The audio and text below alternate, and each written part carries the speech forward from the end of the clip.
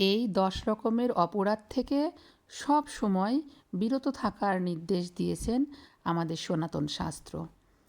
শুধু আমার বন্ধুরা, ভক্তজন, সবার চরণে দণ্ডবত প্রণাম। আজকের যে ভিডিওটা তোমাদের সামনে আমি অর্পণ করছি, এটা একটা রিকোয়েস্ট ভিডিও। এখানে আমার এক বন্ধু সে জানতে চেয়েছে যে আমরা কত ধরনের অপরাধ করি, তার মধ্যে শ্রেষ্ঠ অপরাধগুলো কি কি। এখানে বিভিন্ন ধরনের সনাতন শাস্ত্রে বিভিন্ন অপরাধের কথা বর্ণনা করা আছে।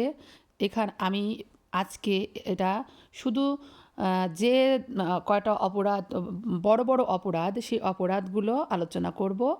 এবং অপরাধের বিভিন্ন রকমের ধাপ আছে, যেমন দশবিধ নাম অপরাধ, দশবিধ ধাম অপরাধ, এরকমভাবে ভাগ ভাগ করা আছে।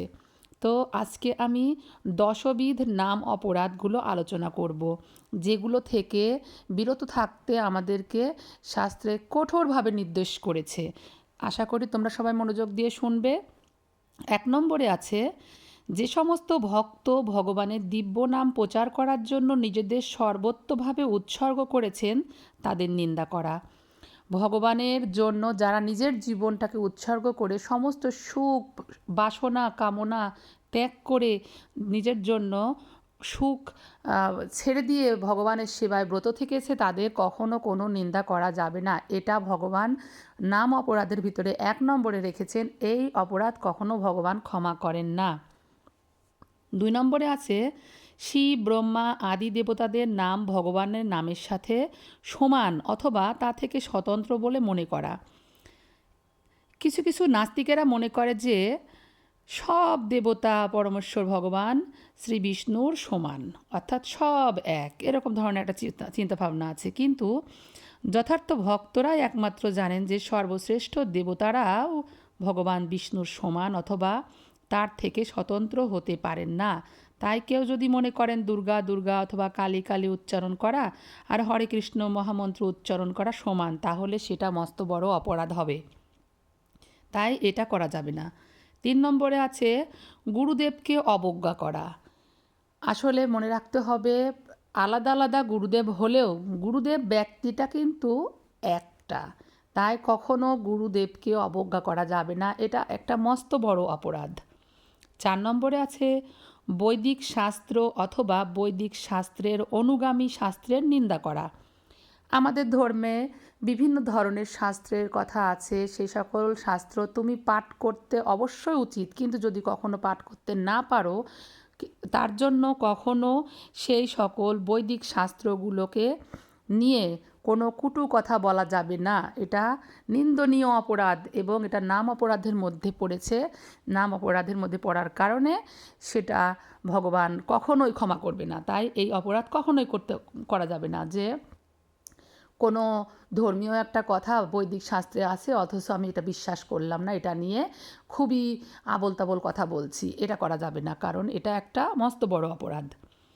ভগবানের নামে অর্থবাদ আরোপ করা, অর্থাৎ ভগবানের নাম, অর্থবাদ বলতে অনেকে বোঝায় ভগবানের নামকে বিক্রি করা, অর্থাৎ মানে হয়তো বা ভগবানের নাম কীর্তন করে টাকা ইনকাম করা, এটা অর্থ সেটা নয়।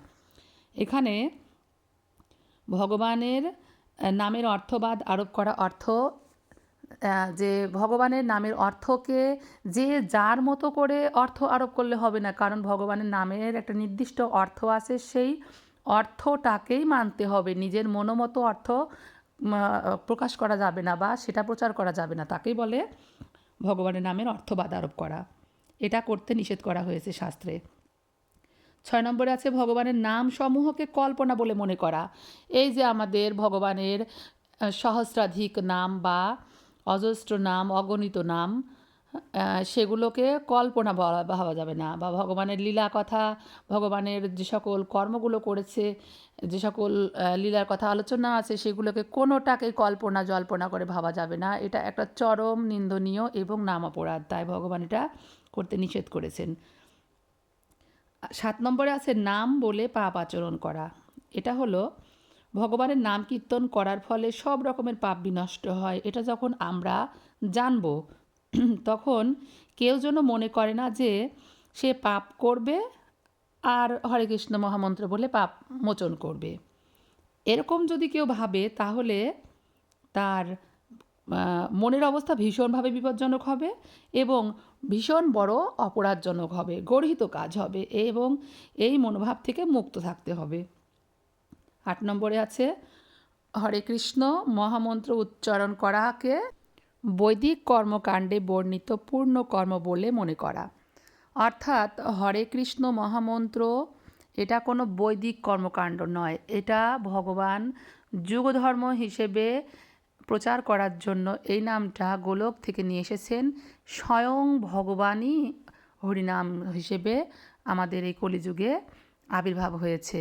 নাম এবং নামী দুইটা একই বস্তু, তাই হরে কৃষ্ণ মহামন্ত্রকে বৈদিক কর্মকাণ্ড বলে ভাবা যাবে না। শ্রদ্ধাহীন ব্যক্তিকে ভগবানের দিব্য নামের মহিমা সম্বন্ধে উপদেশ করা, অর্থাৎ যেসব ব্যক্তিদের ভক্তি শ্রদ্ধা নেই তাদের সামনে ভগবানের দিব্য কথা আলোচনা করা যাবে না বা দিব্য কথার কোনো উপদেশ করা যাবে না। ভগবানের দিব্য নাম কীর্তনে কেউ অংশগ্রহণ করতে পারে, কিন্তু ভগবানের দিব্য নামের অপ্রাকৃত মহিমা সম্বন্ধে প্রথমে তাকে কিছু না বলাই উচিত।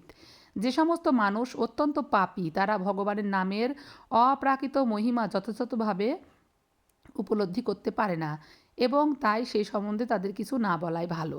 10 নম্বরে আছে ভগবানের প্রতি পূর্ণ বিশ্বাস না থাকা এবং তার অগাধ মহিমা শ্রবণ করার পরও বিষয়াসক্তি বজায় রাখা। প্রতিটি বৈষ্ণব ভক্তেরই কর্তব্য হচ্ছে ঈপ্সিত অর্থাৎ কাঙ্ক্ষিত সিদ্ধি লাভ করার জন্য এই সমস্ত অপরাধগুলি থেকে মুক্ত থাকা। এর অর্থ হলো প্রত্যেকটা সম্পর্কর প্রথমে কিন্তু বিশ্বাস। তাই আমরা যদি ভগবানের সাথে আমাদের বিশ্বাসটা যদি পূর্ণরূপে স্থাপন করতে না পারি তাহলে তার প্রতি আমাদের যে করুণাটা আসবে বা তার মহিমাটা আমরা শ্রবণ করব, সেই শ্রবণে ভক্তির বড় অভাব পড়বে। তাই ভগবান বলছে যে ভগবানের প্রতি ভগবানের নামের প্রতি পূর্ণ বিশ্বাস তাকে বজায় রাখতে হবে, শ্রদ্ধার সাথে ভগবানের সেবা পূজা করতে হবে। তাই প্রতিটি বৈষ্ণবের এবং বৈষ্ণব ভক্তদের কর্তব্য হচ্ছে তার নিজের সিদ্ধি লাভের জন্য এই সমস্ত 10টি অপরাধগুলো থেকে সবসময় নিজেকে মুক্ত রাখা। কারণ এক কিঞ্চিত অপরাধ থাকাকালীন ভগবান তোমাকে কখনোই কৃপা বর্ষণ করবে না। আর এইগুলি কোনো ভক্তর পক্ষে তো থাকা অবশ্যই উচিত না, সাধারণ মানুষের জন্যও না। আমরা চেষ্টা করব যে 10বিধ নাম অপরাধ থেকে আমরা যাতে মুক্ত থাকি এবং আজকের এই ভিডিওটার মাধ্যমে যদি তোমাদের কারোর উপকারে লাগে 10টা অপরাধের ভিতরে যদি আমরা ধীরে ধীরে একটা একটা করে যদি অপরাধগুলো থেকে মুক্ত রাখতে পারি নিজেদেরকে, তাহলে কোনো না কোনো একদিন ভগবানের চরণ কমলে অবশ্যই ঠাঁই পাব। তখন আমরা অপরাধ মুক্ত হয়ে ভগবানের জন্য যতটুকু সেবা কর্ম করব এবং যতটুকু নাম করব সে নামটুকুনও আমাদের শুদ্ধ নাম হবে এবং শুদ্ধ নামের কারণে ভক্তির সঞ্চার হবে। এই ভক্তিতেই ভগবান সন্তুষ্ট হবে। তাই সবার চরণে আমি প্রণতি জ্ঞাপন করে আজকের মতো এখানেই আলোচনা সমাপ্ত করছি। অবশ্যই তোমাদের যদি ভালো লেগে থাকে তাহলে কমেন্টে তোমাদের মতামতটা লিখে দিও আর আমার চ্যানেলে সাবস্ক্রাইব করে পাশে থেকো। রাধে রাধে।